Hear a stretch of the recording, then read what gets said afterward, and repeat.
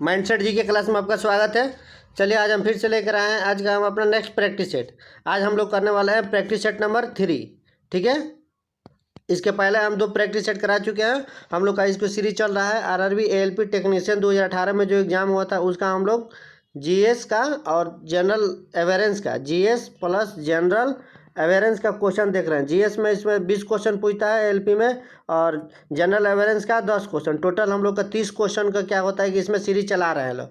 ये देखिए क्वेश्चन हमारा जो 9 अगस्त 2018 को जो एग्ज़ाम हुआ था एलपी का 3rd शिफ्ट का क्वेश्चन है। इसके पहले 2 शिफ्ट का, फर्स्ट और सेकेंड शिफ्ट का जो क्वेश्चन हम करा दिए हैं ये हमारा 3rd शिफ्ट का क्वेश्चन है। प्रत्येक दिन में उसमें 3 शिफ्ट में एग्ज़ाम होता था। पिछला बार जो एलपी 2018 में हुआ था उसका, यानी टोटल 10 दिन में 30 शिफ्ट में एग्ज़ाम हुआ है। ठीक है, चलिए हम शुरू करते हैं आज का हम अपना पहला क्वेश्चन।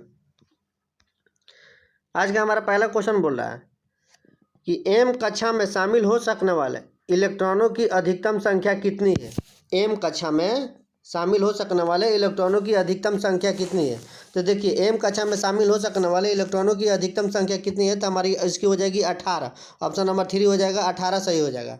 एक कोष में उपस्थित इलेक्ट्रॉनों की अगर अधिकतम संख्या निकालना है तो उसके लिए फार्मूला होता है हमारा 2n²। इसी पर क्या होता है कि किसी भी कोष में उपस्थित इलेक्ट्रॉनों की अधिकतम संख्या का पता चलता है। जैसे कि हमारा एक कोष हो जाता है, इसमें के हो गया, एल हो गया, एम हो गया, एन हो गया। इसमें हम मैक्सिमम कितने इलेक्ट्रॉन रख सकते हैं, तो देखिए के में हमारे मैक्सिमम 2 इलेक्ट्रॉन रह सकते हैं। वही एल में हमारे मैक्सिमम 8 इलेक्ट्रॉन रह सकते हैं। वही एम कक्षा में हमारे मैक्सिमम 18 इलेक्ट्रॉन रह सकते हैं। और एन कक्षा में मैक्सिमम हमारे 32 इलेक्ट्रॉन रह सकते हैं। ठीक है, अब चलिए हम अपना नेक्स्ट क्वेश्चन 5 नंबर को बोल रहा है कि भारत की विदेशी खुफिया सेवा रिसर्च और एनालिसिस विंग के वर्तमान निर्देशक कौन है। उस समय का ही करंट अफेयर का क्वेश्चन है। तो अनिल कुमार धस्माना जो थे। ठीक है, अभी वर्तमान में रॉ के प्रमुख कौन है, तो रवि सिन्हा थे। रवि सिन्हा वर्तमान में रॉ के प्रमुख हैं, रवि सिन्हा। ठीक है, नेक्स्ट क्वेश्चन, स्वाद का पता लगाने के लिए अभिग्राहक को क्या कहते हैं। जो हमें स्वाद का पता लगाते हैं उस अभिग्राहक को क्या कहते हैं, तो उस अभिग्राहक को कहते हैं रस संवेदी अभिग्राहक। ऑप्शन नंबर 4 हमारा सही हो जाएगा। ठीक है, देखिए जैसे कि हम अगर कोई जीभ पर कोई सामान खाते हैं तो उसमें जीभ के सबसे ऊपरी सतह पर क्या होता है कि छोटे छोटे अंकुर निकल होते हैं, जिसे क्या कहते हैं, स्वाद कलिका कहते हैं। मान लीजिए कि ये हमारा जीभ हो गया, तो इसमें जीभ का जो आगे वाला भाग होता है इससे क्या होता है कि हमको मीठा का पता चलता है खाते हैं तो। और ये साइड वाला जो होता है ये वाला हमारा इस इधर से दोनों बगल से नमकीन का स्वाद का पता चलता है। ठीक है, इसके जो बाद वाला होता है इसे इधर खट्टा का स्वाद का पता चलता है इधर। ठीक है, और सबसे पीछे वाला जो भाग होता है इसमें कड़वा होने का या तीखा होने का स्वाद का पता चलता है जीभ में। नेक्स्ट क्वेश्चन देखिए, सार्वभौमिक गुरुत्वाकर्षण कांस्टेंट जी के मूल्य की खोज किसके द्वारा की गई थी, तो ये किया गया था हमारा हेनरी कैवेंडिश के द्वारा। ऑप्शन नंबर ए हमारा सही हो जाएगा। हेनरी कैवेंडिश ने क्या किया था कि सार्वभौमिक गुरुत्वाकर्षण जी का जो मान खोजे थे। ये जी का मान कितना होता है, तो जी का मान हमारा हो जाता है कितना, 6.67 इंटू 10⁻⁻, में 11 न्यूटन मीटर स्क्वायर प्रति किलोग्राम स्क्वायर जो होता है कि हमारा जी का मान होता है। अब देखिए नेक्स्ट क्वेश्चन, निम्नलिखित में से कौन सा एक अम्ल का गुण नहीं है। इसमें से कौन सा एक अम्ल का गुण नहीं है, तो इसमें लिख दिया है सेकंड नंबर, अम्ल का स्वाद कड़वा होता है। यही कथन क्या है कि हमारा सही नहीं है, ये कथन सही नहीं है। ठीक है, क्योंकि अम्ल का स्वाद क्या होता है कि खट्टा होता है, इसमें लिखा है कड़वा, गलत है। ठीक है, देखिए अम्ल जो होता है ना, ये धातुओं से अभिक्रिया करके कौन सा गैस मुक्त करता है, तो हाइड्रोजन गैस क्या करता है कि मुक्त करता है अम्ल धातु से अभिक्रिया करके। और अम्ल मिथाइल ऑरेंज व नीले लिटमस को लाल कर देता है। वही इसका विपरीत करता है हमारा क्षार, जो क्या करता है कि ये लाल लिटमस को नीला कर देता है। अब देखिए नेक्स्ट क्वेश्चन, निम्नलिखित में से किस क्षेत्र में सार्वजनिक उपलब्धि के लिए भारत सरकार द्वारा अर्जुन पुरस्कार दिए जाते हैं। किस क्षेत्र के लिए अर्जुन पुरस्कार दिए जाते हैं, तो ये दिया जाता है हमको खेल के क्षेत्र में। ऑप्शन नंबर 3 हो जाएगा, खेल के क्षेत्र में। ये कब से देना शुरू हुआ था, तो ये 1961 से क्या किया था कि अर्जुन पुरस्कार दिया जाता है खेल के क्षेत्र में। और भारत का खेल के क्षेत्र में सर्वश्रेष्ठ पुरस्कार किसको कहा जाता है, दिया जाता है, तो ये दिया जाता है मेजर ध्यानचंद पुरस्कार, जो होता है खेल के क्षेत्र में सबसे ज़्यादा मान्य सर्वश्रेष्ठ पुरस्कार है। ठीक है, मेजर ध्यानचंद खेल रत्न पुरस्कार। नेक्स्ट क्वेश्चन, किस के अभिक्रिया में लोहे की जस्ता की एक कोटिंग द्वारा संरक्षित किया जा सकता है? किस प्रक्रिया में? तो गैल्वेनाइजेशन जो होता है, गैल्वेनाइजेशन की प्रक्रिया के द्वारा कहता है लोहे के ऊपर एक कोटिंग किया जाता है, जिससे कि क्या होता है कि उस पर जंग लगने से बचाया जाए। ठीक है, लोहे में जंग लगना कैसी अभिक्रिया होती है? तो हमारी केमिकल अभिक्रिया होती है, यानी रासायनिक अभिक्रिया होती है। और लोहे में जब जंग लग जाता है तो उसका क्या होता है कि वजन बढ़ जाता है। लोहे को मतलब कि जंग लगने से बचाने के लिए हम लोग क्या करते हैं कि उसके ऊपर पेंट कर देते हैं, ठीक है, या तेल लगा देते हैं, या ग्रीस लगाते हैं, या यसद लेपन लगाकर उसको क्या करते हैं कि लोहे को सुरक्षित रखा जाता है। अब देखिए हमारा नेक्स्ट क्वेश्चन, ऊपर उठाए गए हथौड़े के पास क्या होता है? जो ऊपर हथौड़ा उठाते हैं उसमें क्या होता है? तो उसमें क्या होता है कि हमारे स्थितिज ऊर्जा होते हैं। ऑप्शन नंबर 4 हमारा सही हो गया, स्थितिज ऊर्जा। ठीक है, देखिए किसी भी स्थिति ऊर्जा किसे कहते हैं? तो किसी वस्तु में उसकी अवस्था या स्थिति के कारण कार्य करने की जो क्षमता होती है उसे ही हम क्या कहते हैं? स्थितिज ऊर्जा कहते हैं। स्थितिज ऊर्जा का मतलब फार्मूला क्या होता है? Potential energy is equal to में हो जाता है mgh होता है, ये इसका फार्मूला होता है। ठीक है, और स्थितिज ऊर्जा में हमारे जैसे कि घड़ी की जो चाबी जो होती है उसमें स्थितिज ऊर्जा का ही उदाहरण होती है। ठीक है, और ये एक सदिश राशि है स्थितिज ऊर्जा। और एक होता है ये स्थितिज ऊर्जा और गतिज ऊर्जा ये किसका भाग होता है? तो यांत्रिक ऊर्जा का भाग होता है। नेक्स्ट क्वेश्चन, नोबेल पुरस्कार जीतने वाले एकमात्र भारतीय अर्थशास्त्री कौन थे? तो देखिए अर्थशास्त्र यानी इकोनॉमिक्स के क्षेत्र में नोबेल पुरस्कार जीतने वाले एकमात्र भारतीय कौन थे? तो ये अमर्त्य सेन थे। ठीक है, अमर्त्य सेन, ऑप्शन नंबर 3 से हो जाएगा अमर्त्य सेन। इनको कब मिला था? तो 1998 ईस्वी में मिला था, वो भी अर्थशास्त्र के क्षेत्र में।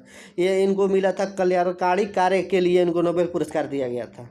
ठीक है, नेक्स्ट क्वेश्चन, जब हम आवर्धित तालिका के समूहों में नीचे जाते हैं तो क्या होता है? तो देखिए ऊपर से जब नीचे जाते हैं तो क्या होता है कि इसमें सेलों की संख्या होती है हमारी बढ़ जाती है। ऑप्शन नंबर 3 हो जाएगा, सेलों की संख्या बढ़ जाती है। वही बाएं से दाएं जाते हैं तो क्या होता है कि घटता है। नेक्स्ट क्वेश्चन, मानव नरों में मूत्र और वीर्य के प्रवाह के लिए एक ही अनाग है, जिसे क्या कहते हैं? जैसे कि हम लोग का स्पर्म और या मूत्र निकलने के लिए एक ही रास्ता होता है, उसे क्या कहते हैं?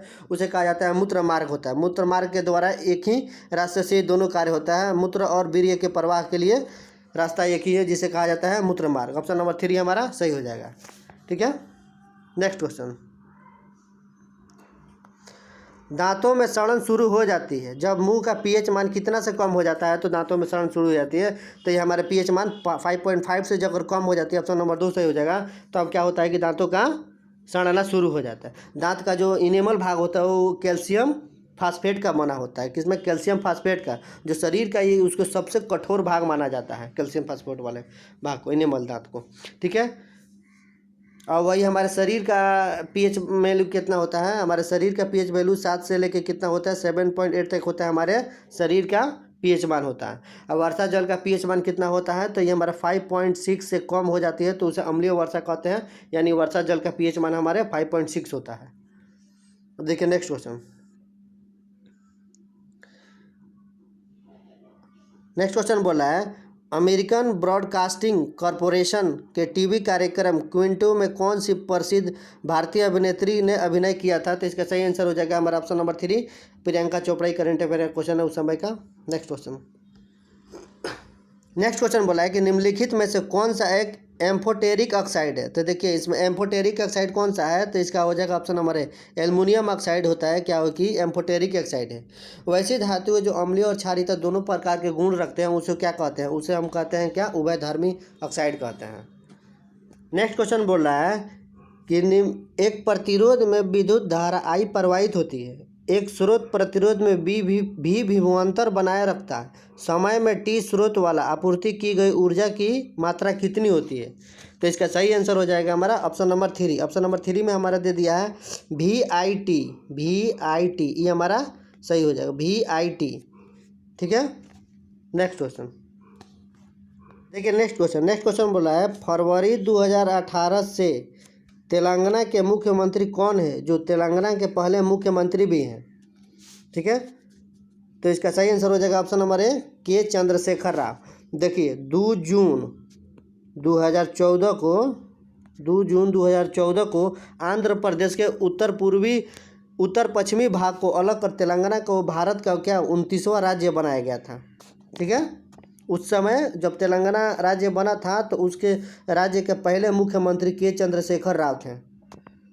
नेक्स्ट क्वेश्चन बोल रहा है कि प्रारंभिक भारतीय दार्शनिक के अनुसार प्रत्येक वस्तु कितने मूल तत्वों से बनी होती है। तो देखिए 5 मूल तत्वों से बनी होती है प्रत्येक वस्तु। ऑप्शन नंबर हमारा 4 सही हो जाएगा, 5 मूल तत्वों से बनी होती है। नेक्स्ट क्वेश्चन, जब वस्तु को P और F के यानी पोल और फोकस के बीच रखा जाता है तब एक अवतल दर्पण द्वारा बनाई गई छवि की स्थिति का पता लगाइए। तो बनाई गई छवि की स्थिति क्या होता है कि दर्पण के पीछे बनता है। जब हमारी एथी में कौन सा एथी में अवतल दर्पण में हमारा ये पोल हो जाएगा, ये हमारा पोल हो जाएगा, ये फोकस होगा। अगर यहाँ पे किसी वस्तु को रखते हैं तो इसका प्रतिबिंब हमारा दर्पण के पीछे इधर बनेगा। ठीक है, नेक्स्ट क्वेश्चन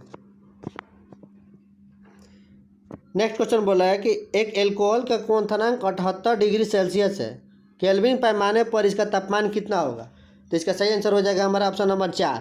देखिए डिग्री सेल्सियस को केल्विन तापमान पर लाने के लिए हम क्या करते हैं कि केल्विन तापमान पर लाने के लिए डिग्री सेल्सियस को 273 में जितना डिग्री सेल्सियस बोलेगा उसको ऐड कर देंगे तो हमारा केल्विन तापमान पाया जाता है। जिसको ऐड करेंगे तो हमारा 351 केल्विन में आ जाएगा आंसर। ठीक है, नेक्स्ट क्वेश्चन, ऊतक क्या होता है। तो ऊतक क्या होता है कि वे कोशिकाएं जो मूल रूप से दिखने में और कार्य करने में समान होती है उसे क्या कहते हैं, हम ऊतक कहते हैं। ये ऊतक होता है, टिश्यू होता है। ठीक है, ये इसके अध्ययन के कहा जाती है, इसके अध्ययन को हिस्टोलॉजी बोलते हैं। इसके टिश्यू के अध्ययन को हिस्टोलॉजी बोलते हैं, हिस्टोलॉजी। नेक्स्ट क्वेश्चन बोला है कि फरवरी 2018 से हैदराबाद की IPL टीम सनराइजर्स हैदराबाद के मालिक कौन है। तो इसका सही आंसर हो जाएगा हमारा कलानिधि मारन जो है क्या है कि हैदराबाद टीम के मालिक हैं। और वही चेन्नई सुपर किंग के मालिक कौन है, तो श्रीनिवासन है। और दिल्ली कैपिटल के पार्थ जिंदल है। सभी लोग जानते हैं कि मुंबई इंडियंस का कौन है, अंबानी परिवार का है। ठीक है, अब देखिए नेक्स्ट क्वेश्चन, बंगाल का पहला विभाजन वर्ष कब हुआ था। तो बंगाल का पहला विभाजन हुआ था 1905 ईस्वी में। ऑप्शन नंबर 4 किसके शासनकाल में हुआ था, तो ये हुआ था कर्जन के शासनकाल में हुआ था। ठीक है, वही देखिए क्या हुआ था कि इस विभाजन की जो पहली घोषणा हुआ था वो हुआ था 19 जुलाई 1905 ईस्वी को लॉर्ड कर्जन के ने विभाजन की क्या किया था कि शिमला से घोषणा किया था। लेकिन वही हमारा 16 अक्टूबर से क्या हो गया था कि 1905 को बंगाल का विभाजन कर दिया गया, जो 19 जुलाई को घोषणा हुआ था। ठीक है, कर्जन का एक ही मकसद था कि बंगाल विभाजन को कमज़ोर करने का उसका एक ही मकसद था कि फूट डालो और राज करो की नीति से वो शासन कर रहा था उस पर। नेक्स्ट क्वेश्चन, एक प्रकार के अलैंगिक प्रजनन को पहचानने जिसमें जड़, तने और पत्तियों जैसे पौधों के कुछ हिस्सों के माध्यम से प्रजनन शामिल होता है उसे क्या कहते हैं, उसे कहते हैं हमारे वनस्पतिक प्रजनन। ऑप्शन नंबर 2 हमारा सही हो जाएगा। ठीक है, नेक्स्ट क्वेश्चन, किस भारतीय लेखक ने थिंग्स टू लीव बिहाइंड पुस्तक के कुमायूं की पहाड़ियों में जीवन का वर्णन किया है। तो इसका सही आंसर होगा नमिता गोखले। ऑप्शन नंबर 3, ये करंट अफेयर का क्वेश्चन है उस समय का। नेक्स्ट क्वेश्चन बोल रहा है 70 नंबर, अपने हाथ में पेन को पकड़कर एक व्यक्ति अपना प्रतिबिंब शीशे में देखता है कि पेन दाएं हाथ में है। यह घटना किस कारण दिखाई देता है। तो ये दिखाई देता है उसे लेटरल इन्वर्सन के कारण, यानी पार्श्व व्युत्क्रम के कारण उसे ऐसी दिखाई देती है। पकड़ता है बाएं हाथ में और मिरर में देखता है तो उसको दाहिने हाथ में दिखाई देता है। तो बोलते हैं पार्श्व व्युत्क्रम के कारण उसे दिखाई देता है। ठीक है, विपरीत दिशा में दिखाई देता है। नेक्स्ट क्वेश्चन, मास m के साथ चलती हुई वस्तु की गतिज ऊर्जा E का मूल्य क्या होगा यदि इसकी गति v से बढ़कर 2v तक दोगुना किया जाए। तो इसका सही आंसर हो जाएगा हमारा ऑप्शन नंबर 2 4e(k). ठीक है, नेक्स्ट क्वेश्चन, यदि कंडक्टर का प्रतिरोध दोगुना हो जाता है तो विद्युत धारा आधी हो जाती है, यह किस कारण से होता है। यदि कंडक्टर का प्रतिरोध क्या होता है कि दुगुना हो जाता है तो विद्युत धारा उसके आधी हो जाती है, किस कारण से हो जाता है। तो ये हमारा होता है ऑप्शन नंबर 2 I=V/R, ठीक है। इसी के कारण से हमारा हो जाएगा, ठीक है। V का फॉर्मूला इसका क्या होता है, V में IR। नेक्स्ट क्वेश्चन, भारत के किस उत्तर पूर्वी राज्य ने 2022 में 29वें राष्ट्रीय खेलों की मेजबानी की जिम्मेदारी ली थी? तो ये उस समय के करंट अफेयर का क्वेश्चन, तो ये मेघालय में हुआ था। ऑप्शन नंबर ए सही हो जाएगा। नेक्स्ट क्वेश्चन, ईसाई धर्म में सबसे प्रसिद्ध चर्चों में से एक होता है कौन? सेंट पीटर्स बेसिलिका किस शहर में स्थित है? तो ये हमारे सेंट पीटर्स बेसिलिका ये हमारे मैड्रिड में स्थित है। ऑप्शन नंबर ए सही हो जाएगा, मैड्रिड। नेक्स्ट क्वेश्चन, देखिए इस तरह से हमारा 30 क्वेश्चन कंप्लीट हो गया एलपी का।